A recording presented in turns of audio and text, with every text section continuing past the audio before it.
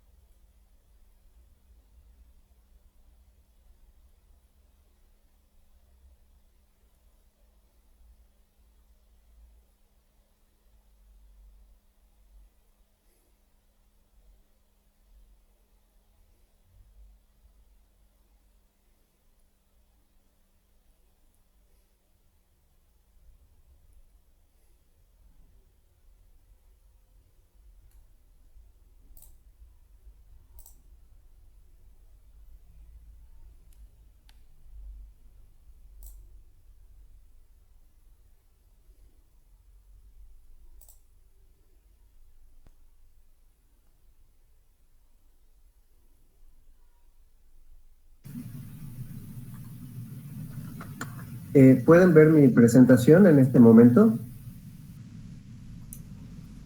Sí, Guillermo. Bueno, entonces vamos a colocar el modo presentación. Bueno, que vamos a establecer un poquitito de algunos principios de dónde se obtienen las formulaciones para analizar la capacidad de carga en fundaciones superficiales, ¿sí? La formulación de Briggs-Hansen, como las que vieron en Geotecnia 2, son solamente válidas para fundaciones superficiales, con algunas modificaciones también son válidas para plateas de fundación, ¿sí? Pero ahí ya vamos a hacer algunas aclaraciones cuando veamos plateas de fundación, que sí ya es una estructura flexible, ¿sí? Por ahora recuerden que estamos por ver, o estamos viendo, analizando las expresiones de capacidad de carga para fundaciones superficiales rígidas. Bueno, aquí hay una imagen a la derecha, ¿sí? Arriba. Observen esto, una falla por pasar la capacidad de carga de fundación. Indudablemente, este es un caso, en lo que leí cuando yo coloqué la imagen aquí, este es un caso en donde no hubo ninguna acción sísmica de ninguna naturaleza. Simplemente comenzaron las patologías a presentarse y la vivienda o el edificio sufrió estos daños. Indudablemente toda esta construcción ya es es inútil bajo unos costos razonables, ¿sí? Elevar de nuevo y colocarlo a nivel a esta construcción es prácticamente imposible desde el punto de vista de los costos. Entonces, vamos a establecer algunas pautas, hipótesis para que les sea más sencillo dimensionar. Recuerden que nosotros proyectamos, diseñamos las estructuras y lo que vamos a comenzar es el diseño del área de apoyo. Es decir, las fórmulas de capacidad de carga, las expresiones de capacidad de carga, nos van a permitir, perdón,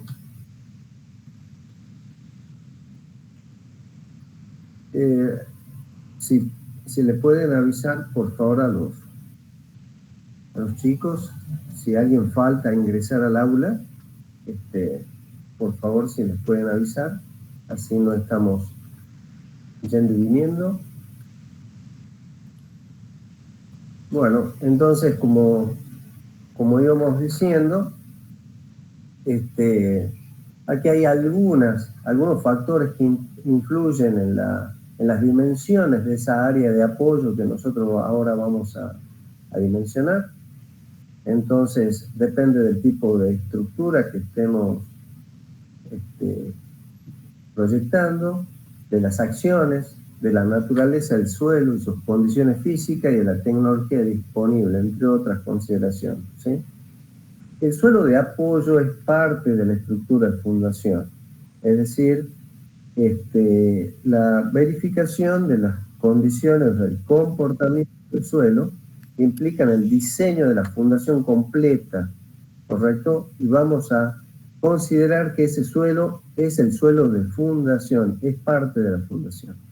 Entonces, para conseguir eso, necesitamos estudiar bien el suelo, por lo tanto, siempre deben requerir ustedes estudios geotécnicos suficientes y adecuados para el modelo que van a usar, ¿sí?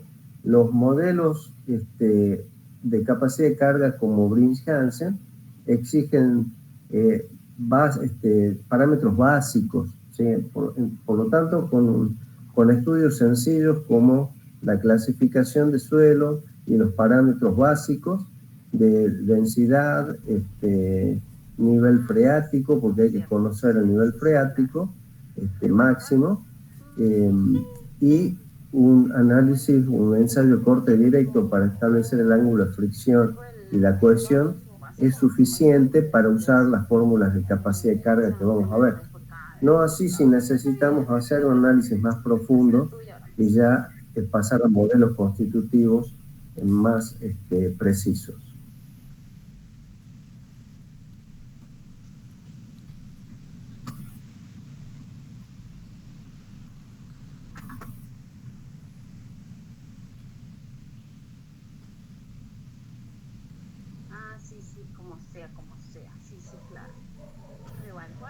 Bueno, entonces, estudios geotécnicos, garantizar la estabilidad y buen comportamiento bajo todas las acciones en servicio, ¿sí? Nosotros las dimensiones que vamos a establecer para el área de apoyo de nuestra base superficial, implica analizar las acciones en servicio.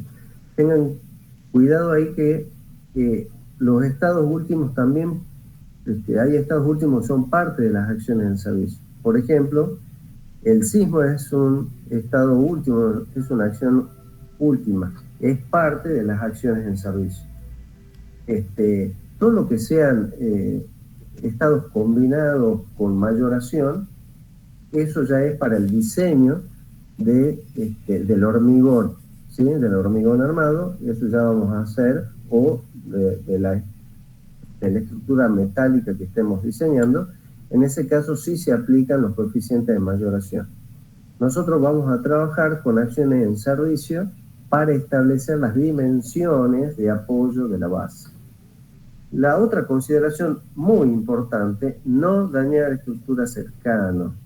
Es decir, la seguridad estructural debe ser imperativa, y también el cuidado del entorno, ¿sí? Analizar el impacto ambiental, que sea admisible. Nosotros siempre, los ingenieros civiles, vamos a generar impactos ambientales, entonces, o las obras que nosotros dirigimos, no nosotros, ¿sí? O proyectamos, y por lo tanto tenemos que minimizar el impacto ambiental lo más posible.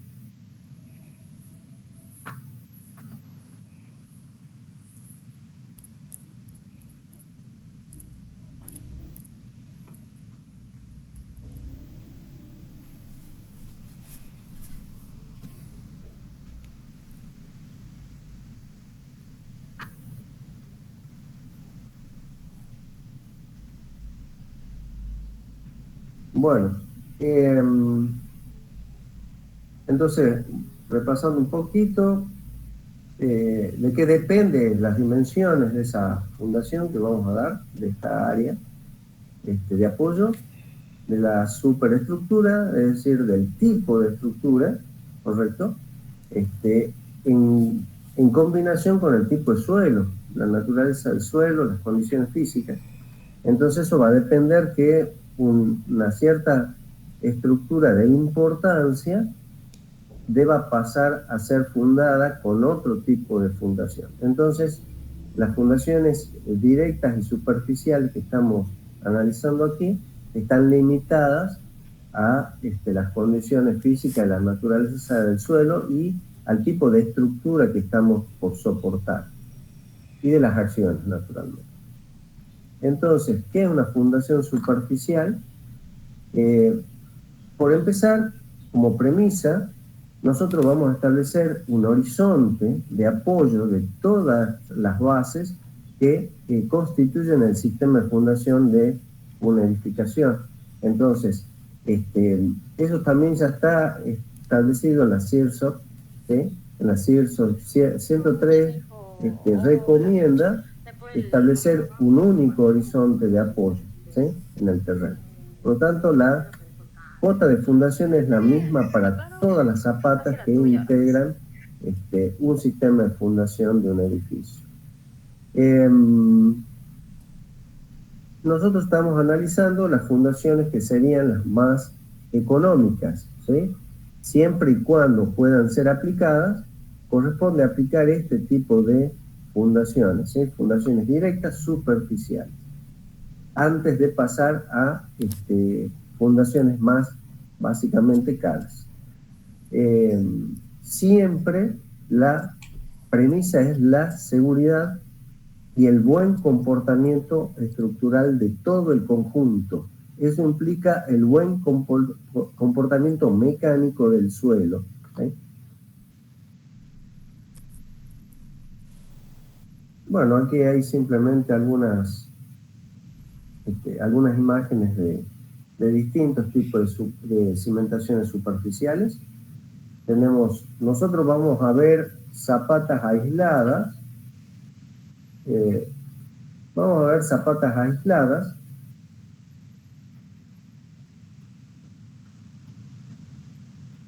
¿Sí? Vamos a ver ahora también zapatas corridas. En este caso, normalmente las zapatas corridas, aquí está hablando como lo que nosotros conocemos más bien como cimientos, debajo del muro. Nosotros vamos a analizar las zapatas corridas también con cargas aisladas o puntuales, ¿sí? Con columnas, ¿correcto? Sería el caso, ¿entendido? Siempre y cuando nuestra zapata corrida sea rígida, ¿entendido? ¿Sí? Entonces aquí hay una serie simplemente de formas posibles, ¿sí? Pero recuerden que el proyectista puede incorporar diseños nuevos, ¿entendido? Y combinaciones siempre y cuando sean compatibles con las normativas y las físicas sobre todo, ¿sí? Y el buen comportamiento de toda la estructura. ¿A qué nos referimos? Si la C103 sugiere o prescribe que se debe establecer un plano, un horizonte para el plano de fundación, es decir, un único plano de fundación, entonces, naturalmente, la mezcla, por así decirlo, o la combinación que hagamos de distintas fundaciones está limitada. Nosotros no podemos mezclar una zapata aislada con un pilote en otro lado del mismo sistema de fundación, ¿sí? Si lo hacemos, correcto, hay que justificarlo, habrá que aplicar algún modelo numérico más sofisticado para establecer la interacción entre uno y otro. Estamos hablando de zona sísmica, ¿no es cierto? Y también si hay acciones de viento importantes, tampoco es conveniente tener sistemas tan dispares como usar zapatas con pilotes. Pero podemos hacer una combinación de, por ejemplo, de zapatas corridas en algún lugar de la fundación, en alguna zona y con bases aisladas. Siempre teniendo en cuenta de usar un mismo plano de fundación.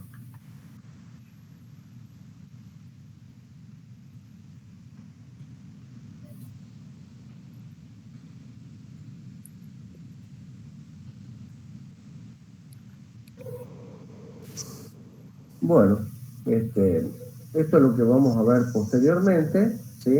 La placa, una placa de fundación, una losa de fundación, es una estructura flexible. Aquí vemos, por ejemplo, en parrillado de viga, esto también son estructuras flexibles, ¿correcto? A ver, vamos. Esto es estructura flexible. Nosotros vamos a estar restringidos más o menos aquí, siempre y cuando esto, por supuesto, es rígido. Esto también es rígido, ¿sí? En esta primera parte.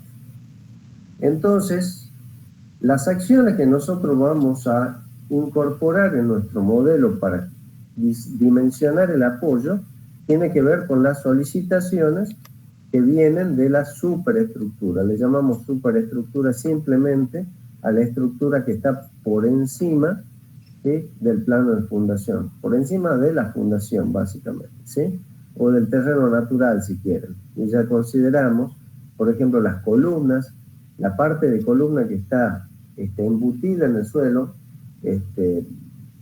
Recuerden que habíamos visto en Marte que hay que hacer un ensanchamiento que se le llama fuste. Al fuste ya lo vamos a considerar parte de la fundación. Entonces, la superestructura podríamos decir nosotros, ¿sí?, cuando yo diga superestructura, que nos estamos refiriendo a la estructura por arriba del terreno natural, ¿sí? Lo que está por arriba del terreno natural sería la superestructura. Desde la superestructura, el primer análisis que hacemos, ustedes armarán el pórtico, digamos, por ejemplo, en SAP, teniendo en cuenta, ¿sí?, dónde van a establecer el vínculo. ¿Se acuerdan? En general podremos estar usando un empotramiento, ¿sí?, perfecto, un empotramiento elástico, ¿sí?, que nos permita el SAP o el programa que estemos analizando. En algunos puntos podremos tener inclusive columnas que no transfieran momento, ¿sí? También podemos hacer esa consideración, pero la consideración que ustedes hagan en los vínculos, en el cálculo del programa, tiene que ser consistente con el diseño que hagan de la fundación, ¿sí?, y viceversa. Si yo tengo este modelo, indudablemente aplicado, voy a tener solamente esfuerzo normal. Si tienen un modelo,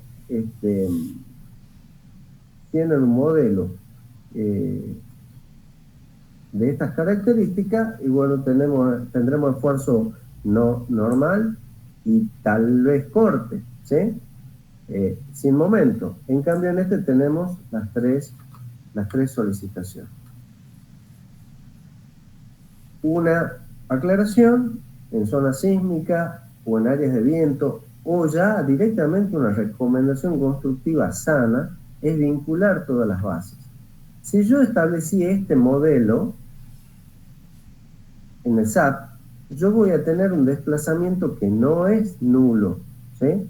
Este desplazamiento no es nulo, ¿entendido? Entonces, aquí no sería necesario incorporar un arriostramiento, ¿está? Pero sí en este caso, y en este caso, ¿correcto? En el caso de empotramiento perfecto, o empotramiento, y en el caso de un punto fijo, una vinculación traslacional, de restricción traslacional, entonces necesito garantizar que no haya desplazamientos laterales y por lo tanto corresponde hacer vincular las distintas bases con arriostramiento, ¿sí? Para asegurarnos que los desplazamientos horizontales en este caso van a ser nulos realmente en la realidad, ¿sí? O extremadamente bajos.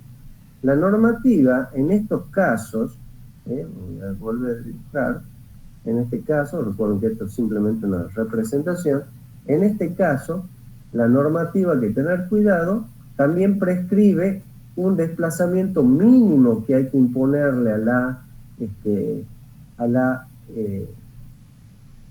estructura, ¿sí? Es decir, al modelo estructural. Entonces, si en alguno de estos pórticos ustedes han decidido poner una articulación y que sí es válido, ¿sí? Porque un diseño, ustedes están haciendo un diseño de comportamiento de la estructura y puede ser necesario, para mejorar el comportamiento de algunos elementos, puede ser necesario incorporar el modelo de una articulación.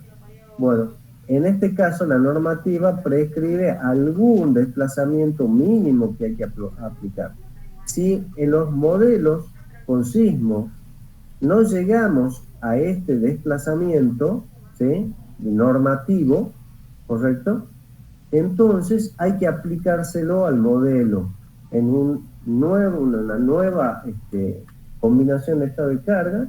Los programas de uso, ¿sí?, en la ingeniería estructural también permiten aplicar dentro de los estados de carga un desplazamiento, ¿sí?, o varios desplazamientos, en caso de que sean más de una zapata que esté corrida, que esté considerada como desplazable, ¿entendido? Esto es muy poco común, pero existen estas condiciones, ¿sí? Existen estas condiciones. Por ejemplo, si mal no recuerdo, el monobloc Salta, creo que se llama así, el que está entre Río y Sarmiento, tiene un apoyo móvil en una de las direcciones que permite, es decir, tiene un rodillo sobre el cual se apoyan ahí estructuras, ¿correcto? Y permite el desplazamiento en una dirección, ¿sí? En cualquiera de los dos sentidos de una dirección. Por lo tanto, en esa dirección, el monobloc se desplaza, pero todo como bloque. Entonces, el análisis ahí es un poco más, es distinto. Es decir, todo el edificio está vinculado de alguna forma, ¿entendido? Entonces, en esa dirección se desplaza todo el bloque. Por lo tanto, los elementos aquí que son analizados de forma distinta, ¿entendido? ¿Sí? Es todo un bloque totalmente arriostrado, por decirlo así, que está sobre rodillo. Más allá de que cómo esté concebida el diseño de este edificio, el monobloc Salta, esto es muy común en puentes, ¿entendido? En puentes es común colocar apoyos móviles, ya sea usando placas de neopreno y plomo o acero, o rodillos.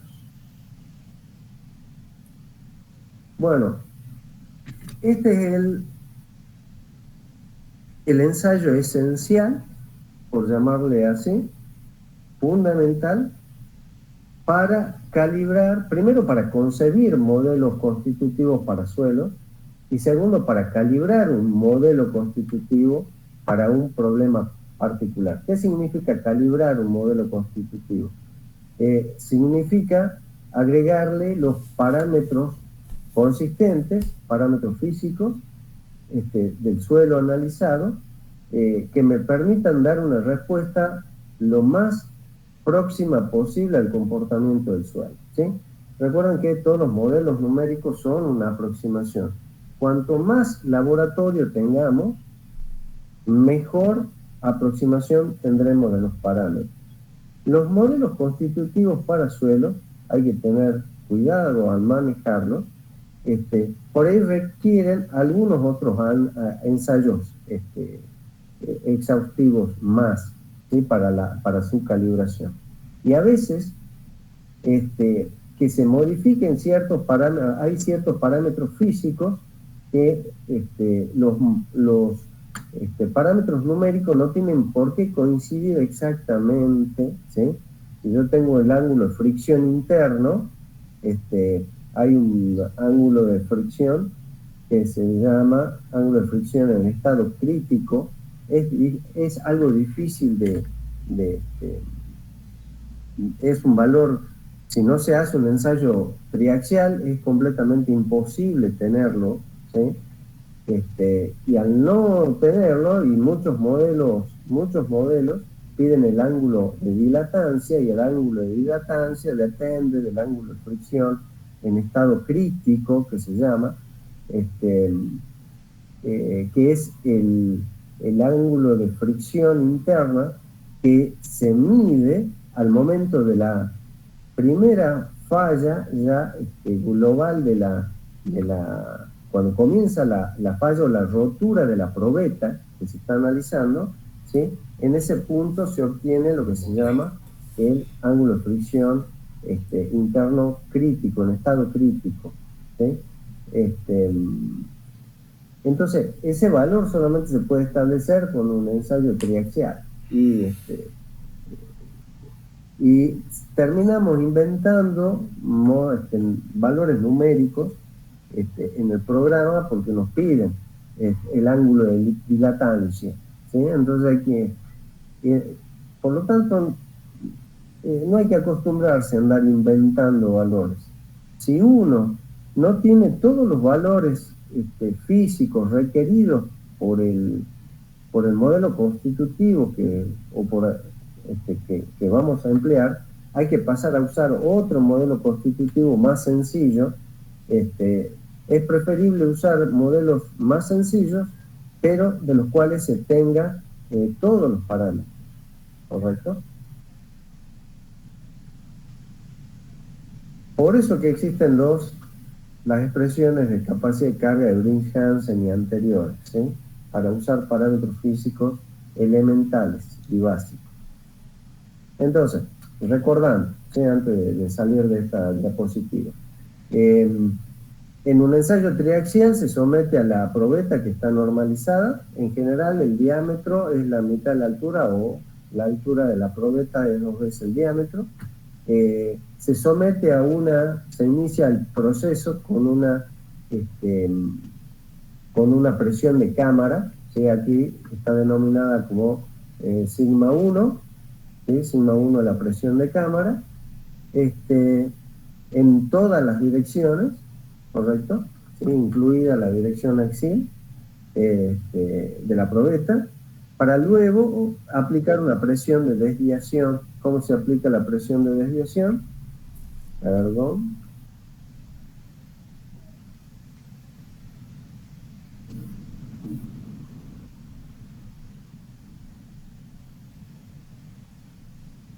¿Cómo se aplica la presión de desviación?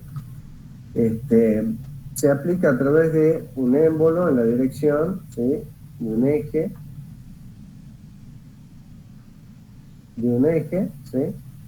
Esa presión o esa fuerza, ¿sí? que se genera la presión a través de un disco, ¿sí? de un disco, interpuesto hasta la muestra, entre la fuerza y la muestra. Esa aplicación de esa carga puede ser en dirección axial al espécimen, pero puede ser, el sentido puede ser de carga, ¿sí? De carga, aumento de la carga, o de descarga, ¿sí? De disminución de la carga.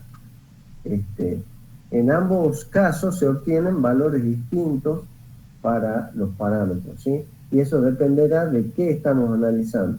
Más adelante, sobre todo cuando veamos muros de contención, vamos a entender este proceso y la importancia que tienen los ensayos triaxiales, tanto en carga como en descarga.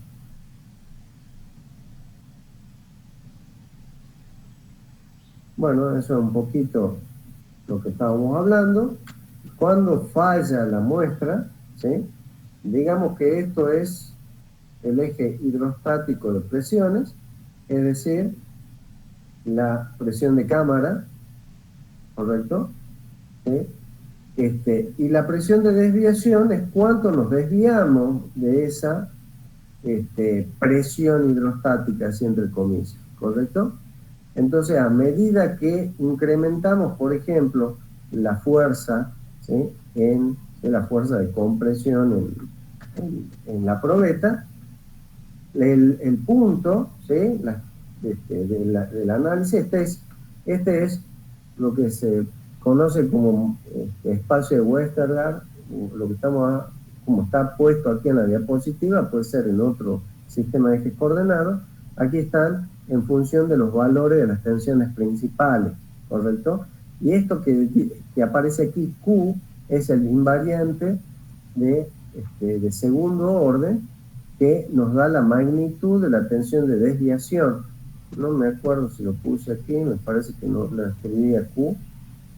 Después les voy a mostrar algunas expresiones de Q, es muy sencilla, pero nos da es la expresión de cuánto nos estamos desviando de esa presión hidrostática de equilibrio. Es decir, cuánto nos estamos alejando del confinamiento.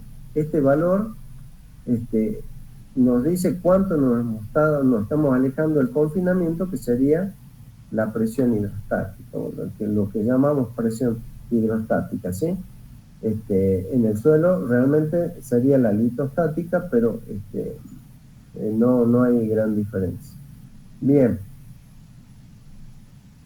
¿Cuándo sucede la falla? Digamos que en el punto 2, ahí comenzaría la falla, ¿entendido? ¿Sí? Por ejemplo, comienza a fallar la pieza y comienza a deformarse hasta su rotura. Este es un punto, este punto 2 que está marcado, si sería un punto de falla, estaría dentro, ¿sí? O coincidiría con la superficie de falla o la superficie de rotura si lo llevamos a un modelo constitutivo, ¿sí? Es decir, ese punto 2 debería de estar coincidiendo, si el modelo está bien calibrado, el modelo constitutivo, el modelo matemático, si está bien calibrado, debería de estar en la superficie de falla, ¿sí? del modelo. Vamos al modelo, ¿sí? Este es el modelo que ustedes ya deben haber escuchado para suelo, el de Mohr-Coulomb, ¿sí? Que tiene sus buenos años, ¿correcto? Y debe emplearse con cierto cuidado, pero funciona bien para suelos, de comportamiento normal, llamémosle, ¿sí? No estamos hablando de suelos colapsibles o colapsables o suelos de comportamiento extremo, anda bien, ¿sí? Para esos casos. Pero no debe usarse nunca para análisis dinámicos ni para la evaluación de fallas. Por ejemplo, si hemos tenido un deslizamiento de ladera, no vamos a encontrar la respuesta con este modelo constitutivo, ¿sí? De Draeger-Prager es un modelo universal muy flexible que permite incorporar variaciones más significativas dentro del programa por elementos finitos, ¿sí? Entonces, Si volvemos a la diapositiva anterior, el punto 2, por ejemplo, podría estar por aquí, ¿entendido? En el modelo de Drake-Prat. Este sería el punto 2.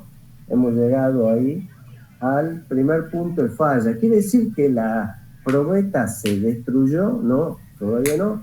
Ese es un solo punto. Ese punto, su estado tensional ya lo ubicó, y su estado de desviación de tensiones ya lo ubicó en la superficie.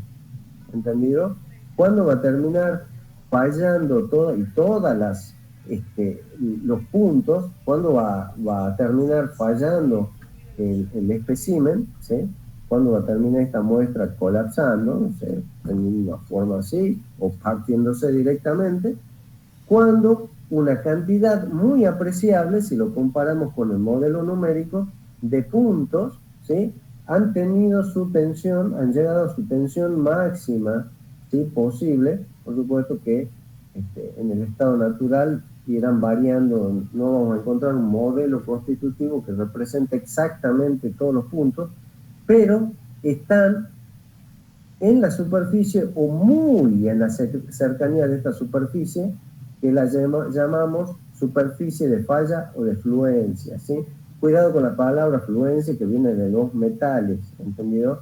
Entonces, la palabra fluencia aquí simplemente significa esa superficie de comportamiento plástico, ¿sí?, el suelo, pero ya de falla, ¿correcto? El suelo en esos puntos ya no responde, si no puede tomar más tensión.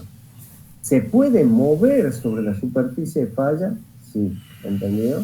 Se puede desplazar para un lado o para otro, pero nunca no puede existir un punto, por ejemplo, ¿sí?, en nuestro modelo numérico, que tenga una tensión que esté por afuera de la superficie de falla. Dentro de la superficie de falla, sí, pero nunca afuera, ¿entendido? Sí, esto es inadmisible. El modelo debe retornarlo al punto aquí, es todo un proceso, ¿no es cierto?, que no vamos a ver. Estamos hablando desde el punto de vista numérico, pero los modelos constitutivos es matemática, lo que están viendo aquí es matemática. Y lo que busca el analista es que el modelo constitutivo y su calibración responda lo mejor posible, en una aproximación muy razonable, ¿sí?, razonable, responda a lo que pasa con la probeta del suelo, ¿sí?, con el espécimen del suelo en el cual vamos a fundar, ¿sí? La presión de cámara, algo que es necesario que ustedes sepan, está muy vinculada a la profundidad a la cual fue extraída esta probeta, ¿entendido?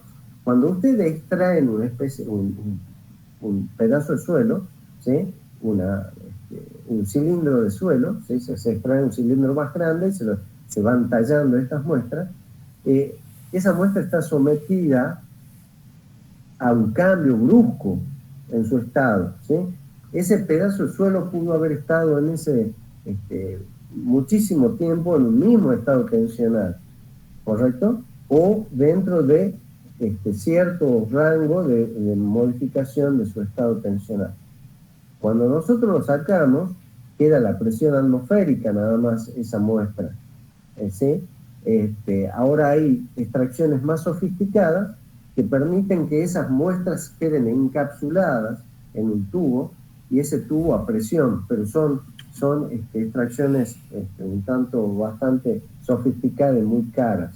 En general, la muestra viene encapsulada en un tubo de PVC, ¿sí? Entonces cambian mucho su comportamiento en esta dirección, en la dirección axis, ¿sí? Se expanden o se contraen, porque depende, hay suelos que son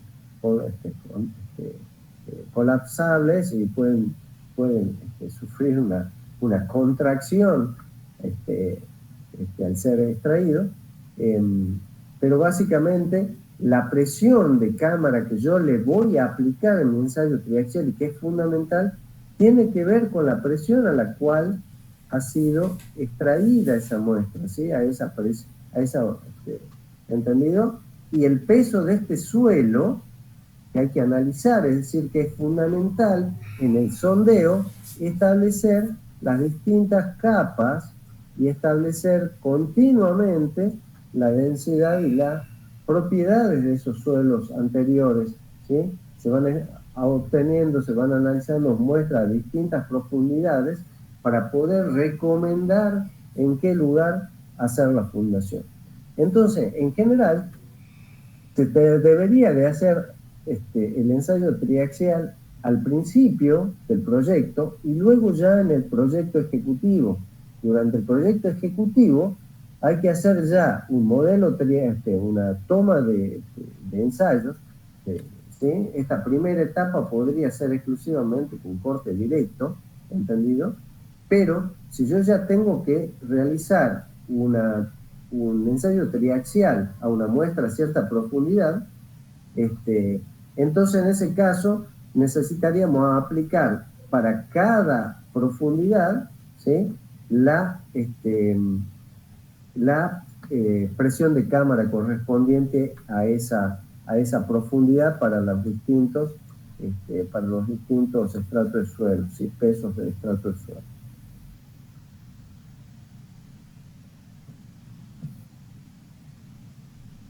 Bueno, esto es un modelo, en realidad esta representación, ¿sí?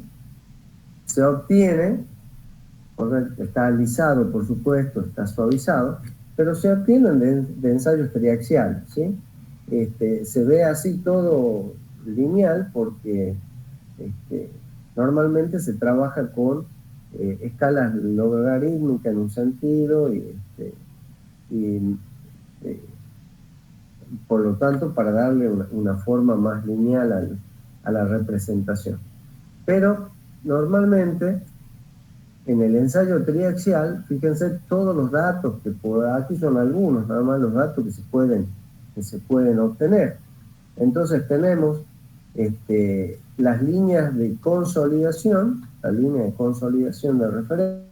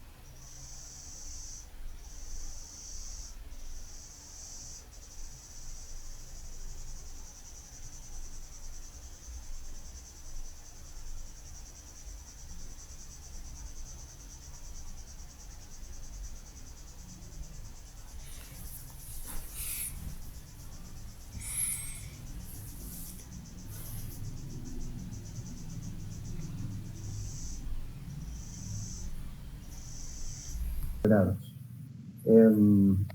Voy a abrir la presentación donde habíamos quedado.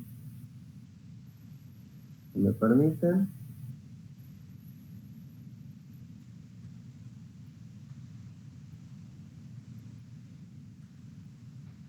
Están viendo ahí el modelo de estado crítico, las líneas, el gráfico.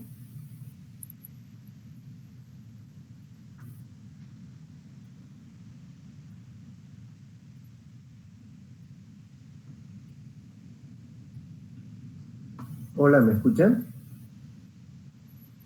Sí, profe, se ve. Entonces, a ver, perdón, no era.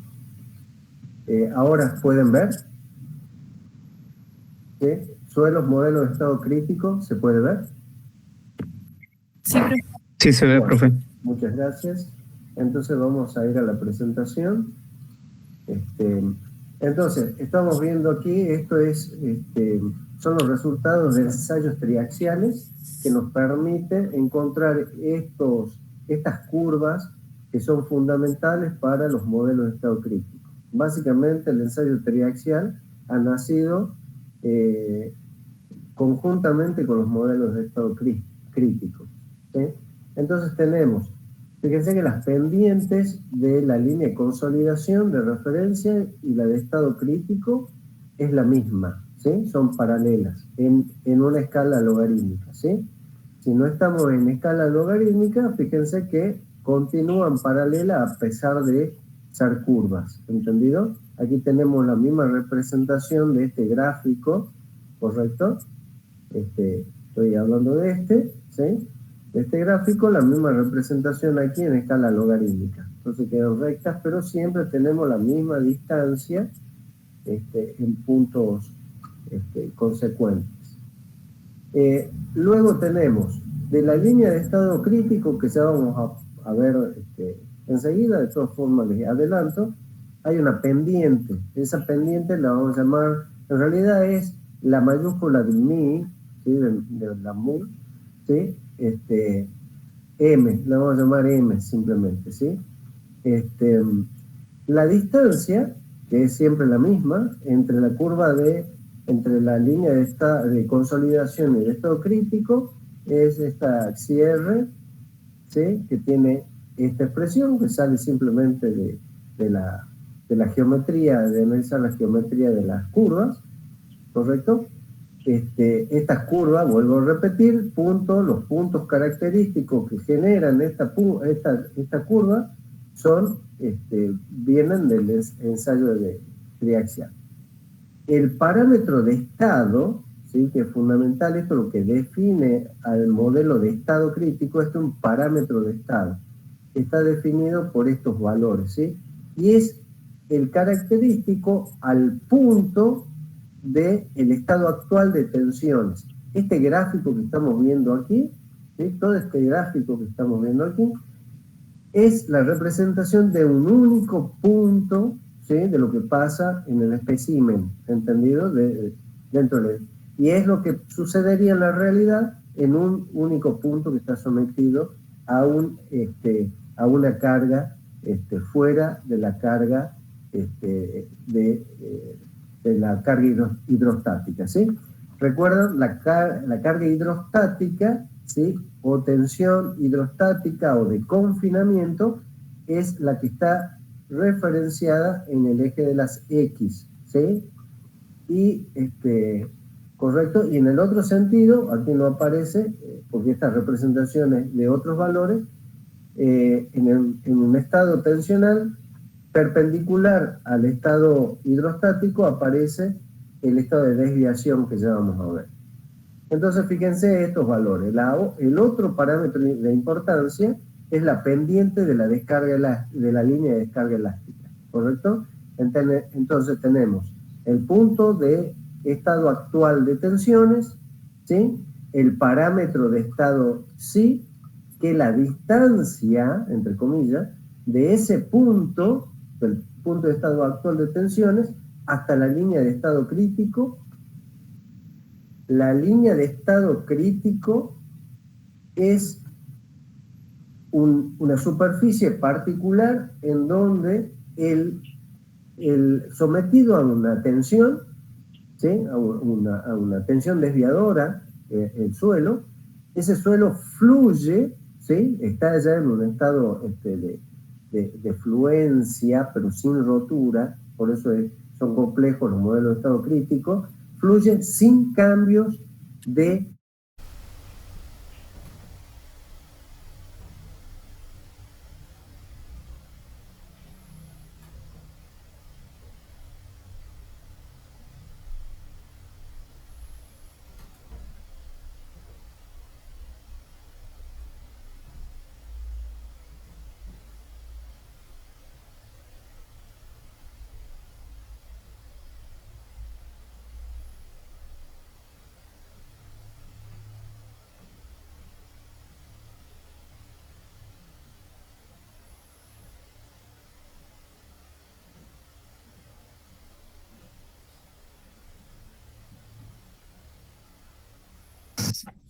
No te le escucha, profe.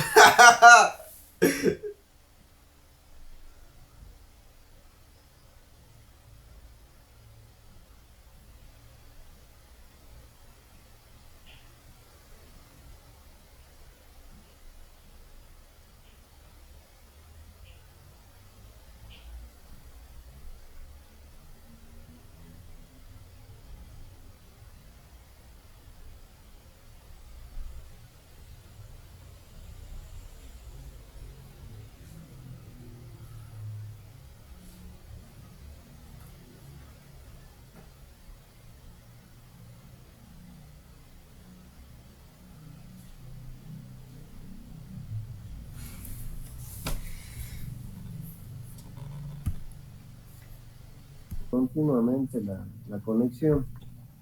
Así que, bueno, vamos a intentar una última vez. ¿Sí? ¿Me están escuchando?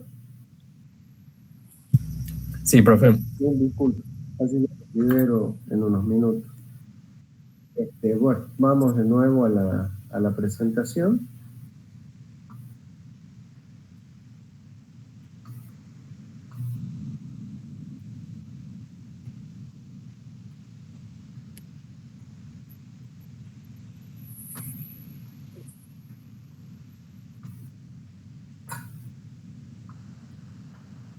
Bueno, no sé si están viendo la presentación en PDF. ¿La pueden ver? Sí, sí, sí, lo ve. Bueno, entonces, creo que ya no sé cuántas veces lo repetí, lo vuelvo a repetir porque no sé qué vieron, así que mil disculpas. Bueno,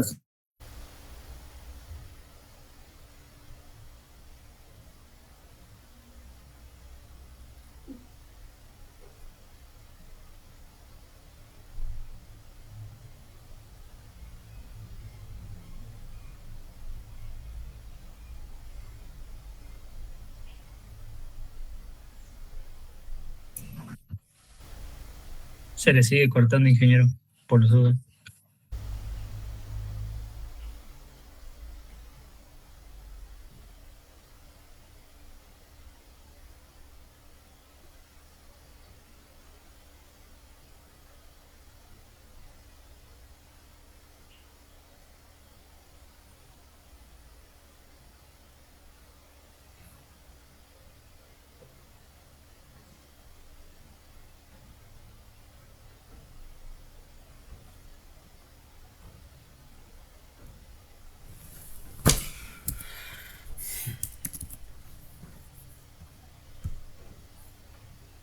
ver la presentación, ¿la pueden ver? Sí, profe. Sí, profe. Bueno, vamos al último intento, en 10 minutitos más o menos.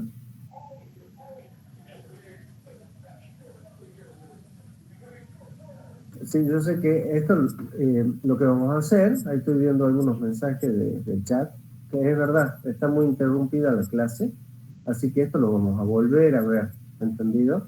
El viernes que viene, pero yo ahora le voy a mostrar unos mínimos elementos. El viernes que viene ya será presencial y ahí lo vemos bien. Yo les voy a bajar 2 o 3 PDF al WhatsApp para que por comenzar, otro de Brins Hansen, donde hay alguna formulación de Brins Hansen, y el de zapatas, ¿sí? Un procedimiento de cálculo para zapatas para que lo vayan viendo. Es algo que habíamos comenzado a ver brevemente, ¿sí? El práctico, el TP1, lo vamos a hacer mucho más corto, así que yo se los voy a pasar durante la semana, ¿sí? Que viene en algún momento, martes puede ser, miércoles, pero es para que lo vayamos haciendo despacio. Lo vamos a hacer mucho más corto, ¿sí? El ejercicio que vimos el martes, le vamos a agregar momento y corte, a ver si ustedes pueden, usando Brins Hansen, que les voy a pasar, a ver si pueden hacerlo, ¿sí? De aquí 5 minutitos nada más, vamos a ver. Del ensayo triaxial, lo que decíamos, obtenemos estos parámetros, ¿sí? Estamos viendo aquí, la línea de consolidación marca la historia del material. La línea de estado crítico es una línea que indica, ¿sí? Que el material en este punto, si estuviese, ¿sí? Este punto que tenemos aquí, es el estado actual de tensiones. Si este estado actual de tensiones, por algún camino, llega hasta la línea de estado crítico, en ese punto, ¿sí? En ese punto de la línea de estado crítico puede mantenerse o pasar, pero en este punto, ¿sí? Que se puede desplazar inclusive, el material fluye, ¿sí? No está fallando, no estoy hablando de falla, sino que fluye plásticamente, sin cambio de volumen, ¿entendido? Ya lo vamos a ver más con un modelo que vamos a ver, un dibujo que vamos a ver abajo, a ver si podemos comprender. Luego tenemos este valor de referencia del estado, del parámetro de estado. Este es el parámetro de estado, ¿correcto? Esta es la relación de vacíos, por ejemplo, ¿ve? ¿Correcto? Esta es la pendiente de la línea de consolidación y de estado crítico que coinciden, o sea, son paralelas.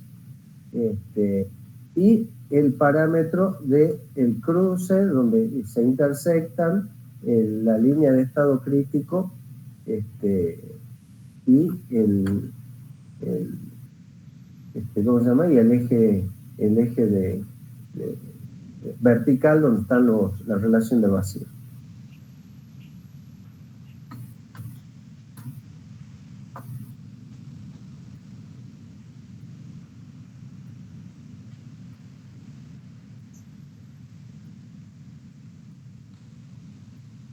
Bueno, voy a intentar de nuevo con todo.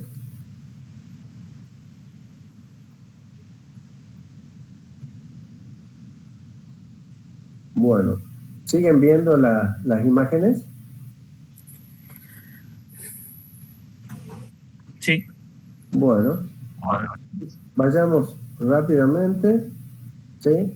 Fíjense, esta es la representación, esta es la línea de estado crítico, ¿sí? Y está representada por una pendiente M. Esta es la falla, la curva de falla, ¿sí? La superficie de falla del material. Esta línea me indica, ¿sí? Lo que recién le dije, el material sobre esta línea fluye sin cambios de volumen. Las curvas de consolidación de estado crítico son paralelas, ¿sí? Por lo tanto tienen la misma pendiente, ¿correcto? Esta representación está en escala logarítmica para las presiones hidrostáticas, P, ¿correcto? Y en este caso es lineal. Vayamos directamente a un modelo en general. Fíjense, aquí hay simplemente el comportamiento es elástico. Perdón, ¿me siguen escuchando? Sí, profe. Bueno, el comportamiento es elástico dentro de la superficie, ¿sí? Dentro de toda la superficie ya vamos a ver un dibujo, ¿correcto? Fíjense, si volvemos a la anterior, esta curva, fíjense que tiene un final muy distinto, por ejemplo, de las formulaciones de Drucker-Prager o de, en realidad Drucker-Prager tendría que ser aquí porque este es el eje hidrostático, ¿sí? O Mohr-Coulomb, ¿entendido? ¿Sí? Esta pendiente y esta tendría que ser la misma, simplemente un error de dibujo. ¿Sí? Fíjense que se abren, se siguen abriendo, por lo tanto, si nosotros estuviésemos en un estado de confinamiento, podremos llegar a confinamientos infinitos, según el modelo de Mohr-Coulomb o de Drucker-Prager y otros. En cambio, los modelos de estado crítico tienen una rotura, indican una rotura aún para elevadas tensiones de confinamiento. ¿Y cuál es el parámetro que indica ese final? Fíjense, la presión que nos da la línea de consolidación, ¿entendido? La línea de consolidación para determinados puntos de tensión. Recuerden, este gráfico que están viendo aquí, ¿sí? O cualquiera que están viendo aquí, es de un solo punto del suelo, ¿sí? Es de un pequeño volumen del suelo, es un punto material, básicamente. ¿Entendido? Bueno, entonces pasemos a este modelo, ¿sí? Para eso yo voy a volver hacia atrás. Prefiero que lo vean, en el otro, la otra imagen. A ver, voy a poner aquí así.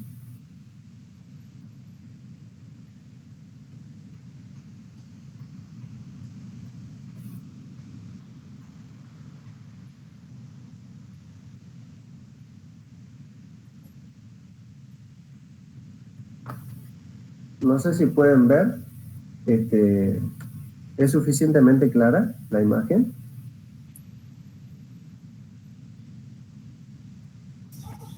Sí, profe, sí se ve bien. Bueno, entonces, este punto final que están viendo aquí, lo marca la línea de consolidación. Por eso es tan importante hacer un estudio completo del suelo.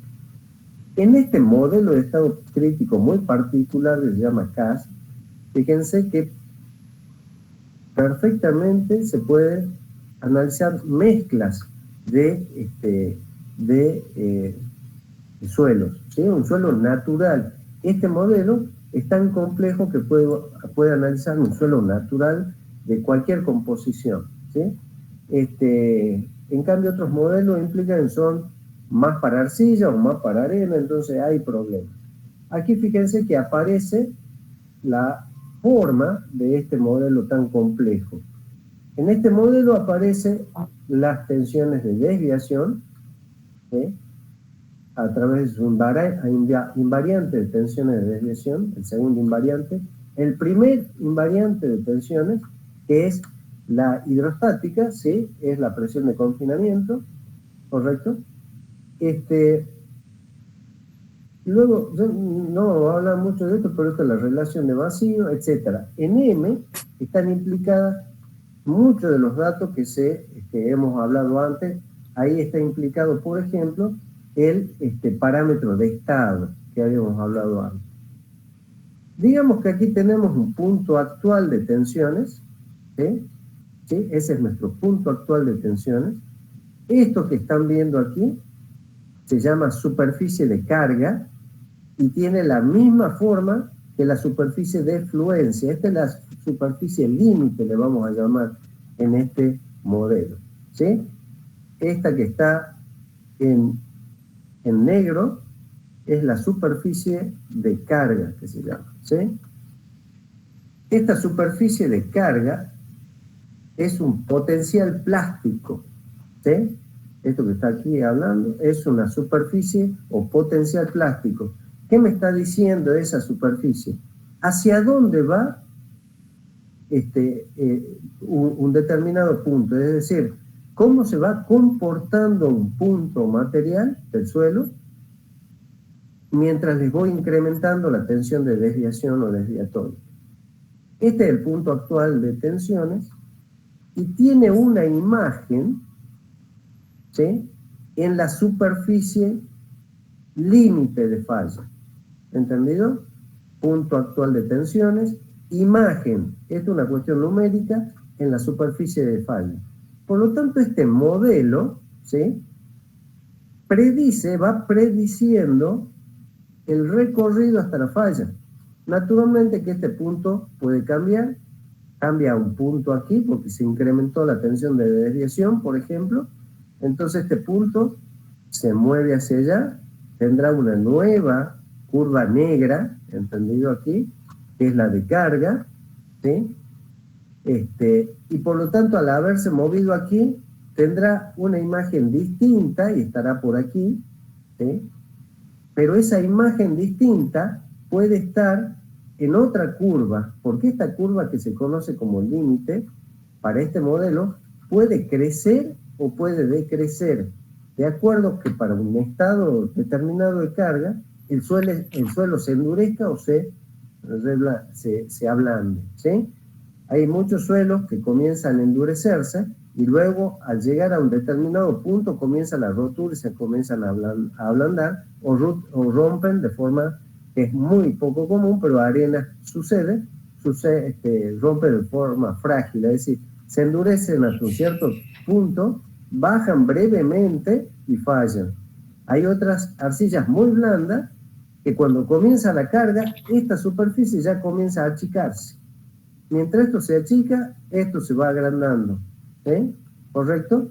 ¿Y cómo me permite este modelo controlar esa situación? A través de esta distancia, es decir, del punto actual de tensiones y del estado de la imagen en la superficie, que es móvil, indudablemente. Esta ventaja de este modelo, esto me permite que yo siempre voy a tener los puntos dentro de la superficie de falla o sobre la superficie de falla. No voy a tener problemas numéricos donde un punto me quede aquí. Bueno, esas son las consideraciones sobre el comportamiento del modelo. Aquí tenemos la curva o línea, ¿sí?, la línea de estado crítico, ¿correcto? Este punto que llega aquí, ¿sí?, un punto que llega hasta aquí, puede moverse dentro, puede quedarse en ese punto durante un tiempo, fluyendo sin cambiar de volumen. Y ahí puede ocurrir que la superficie se mantenga en ese lugar y esto pase hacia allá. Suele ocurrir en las arenas.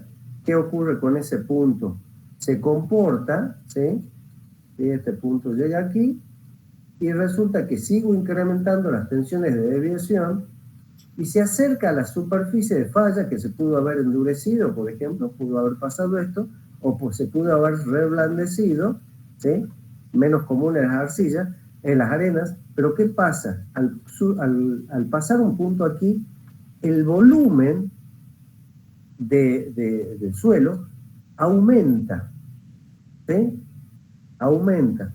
Eso sucede en las arenas, suele suceder en las arenas, y el ángulo de dilatancia es el que marca esa tendencia. Cuando el ángulo de dilatancia es cero, tipo como las arcillas, siempre la rotura se genera hasta esta zona, ¿sí?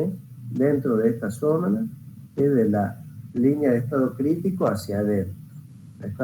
Entonces fluirá, pero la superficie se tiende a acercar y nunca va a haber rotura por dilatancia, ¿sí? Nunca cambiará el volumen aumentando, sino disminuyendo el volumen. Bueno, esto es un modelo de estado crítico muy complejo. No pido que lo entiendan, pero lo vamos a ver de nuevo el viernes para aclarar este eje que estamos viendo aquí, que es el de confinamiento, está en este dibujo, está aquí, en el centro, ¿sí? Es el eje de ese volumen de tensiones que estamos viendo aquí, esa es la superficie de falla en el modelo. Esto es en un sistema de ejes o de espacio de Westergaard o de tensiones principales, ¿correcto? Y el dibujo que les acabo de explicar, o gráfico que les acabo de explicar, es un corte longitudinal coincidente con el eje P, ¿entendido? Este eje, ¿entendido? ¿Sí? Y nos está mostrando las tensiones, y en el eje vertical las tensiones de desviación Q, ¿correcto? Si queremos recordar, las desviaciones Q, si se acuerdan, eran las tensiones de confinamiento, ¿sí? Sigma 1, menos la tensión aplicada en el axil, ¿sí? ¿Correcto? De aumento o de disminución. Entonces, esa desviación de la tensión de confinamiento es el valor de Q, que es el que me lleva a la rotura. ¿Sí? Bueno. Recuerden que en el suelo la tensión de confinamiento también puede ir aumentando de acuerdo a la naturaleza del evento. Por lo tanto, este punto se puede estar moviendo verticalmente si no hay aumento de confinamiento, o se puede estar desplazando hacia allá, puede estar haciendo una curva de esta naturaleza, ¿entendido? ¿Sí? O sea que este modelo puede representar variadas realidades físicas. Bueno, eso es todo por hoy. Mil disculpas por las interrupciones. Les voy a subir en unos minutos, les voy a subir a WhatsApp los PDF para que trabajemos el viernes que viene. De la accidentada clase de hoy, más de la formulación de capacidad de carga de Green-Hansen. Les pido en uno de los PDF, que es el de capacidad de carga de Green-Hansen, la notación que aparece como H es la fuerza horizontal, o sea, sería el corte B para nosotros. Una aclaración porque está hecha hace un tiempo largo y creo que eso lo extraje de un texto mexicano, entonces tenían en ese tiempo otra nomenclatura. Ahora sí, todo el mundo maneja para el corte la B corta. Bueno, mil disculpas por la presentación accidentada. Le estoy enviando los PDF por WhatsApp. Muchísimas gracias por el aguante y mil disculpas.